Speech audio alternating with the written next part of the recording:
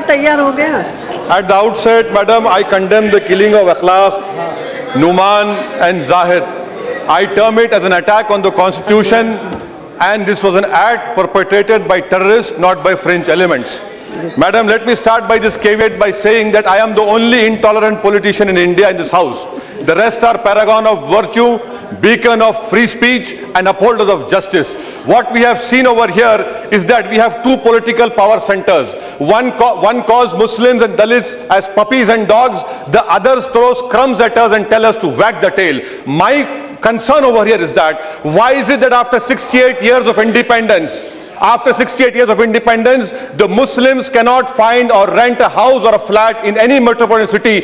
Is this tolerance we're talking about? Why is it, madam, that my dropout rate and Dalit dropout rate start at the age of 11? Is this dropout? Is this tolerance? Why is it that you open more police stations in Muslim ghettos than schools? Is this tolerance? Why is it that Juhapura and Govandi in Mumbai have become dumping yard of the city medical waste, not for schools of excellence? Why is it that out of 100 only 3 are Muslim graduates? Is this intolerance? People say we don't study. NSSO data of 2011 is there, which clearly says that 11% OBC Muslims having 10th class qualification get only 11% employment, the other get 23. Why is it, madam, that after 23 years of Babri Masjid, that the accused have got Padma Bhushan, but they have not been convicted? We have seen various governments, Congress government, UPI government, United Front government, NDA government. Is this tolerance? Let me ask a political intolerant question to this august house. Why is it, madam, that when I oppose the BJP, I am called an anti-nationalist, I am called a Jina in making? When I oppose the secular parties, I am called communal.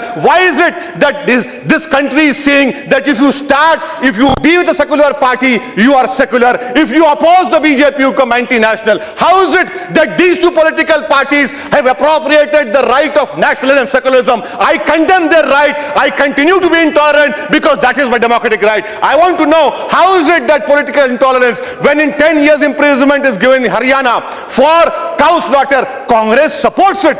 But I am intolerant. I am a communal. How is it that Tripura governor says on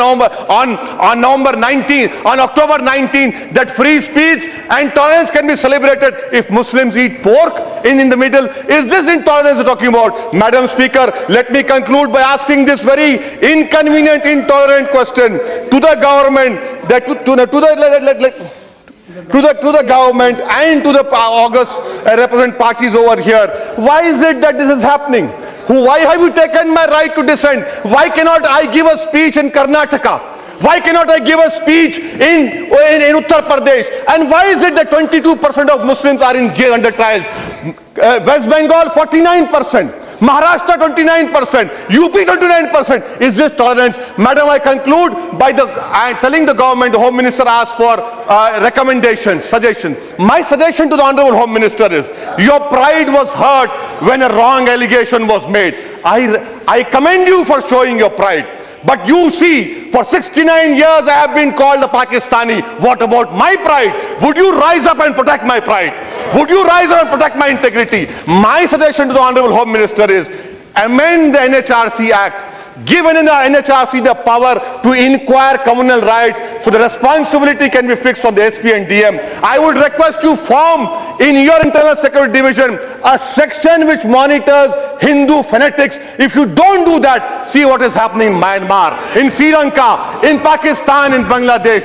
We require stability. The third step, form an Equal Opportunities Commission. Fifth step, give constitutional status to NCM. And a request to all the House, you talk about ISIS and Wahhabism. Remember, ISIS is an evil ideology. You cannot break us down into Wahhabism, Sufism. You have to take the whole Muslim community, which right now the whole Islamic world is condemning ISIS. Remember one thing, that ISIS cannot be defeated by bombs. ISIS can be defeated by cerebral debate. This is what needs to be happen. Madam, I conclude my speech by quoting a शेर of Faiz said, तुझको कितनों का लहू चाहिए अर्ज़े वतन, जो तेरे अर्ज़े बेरंग को गुलनार करे, कितने आहों से तेरा कलेजा ठंडा होगा, कितने आंसुओं से तेरे सहराओं को गुलजार करें. Thank you, madam.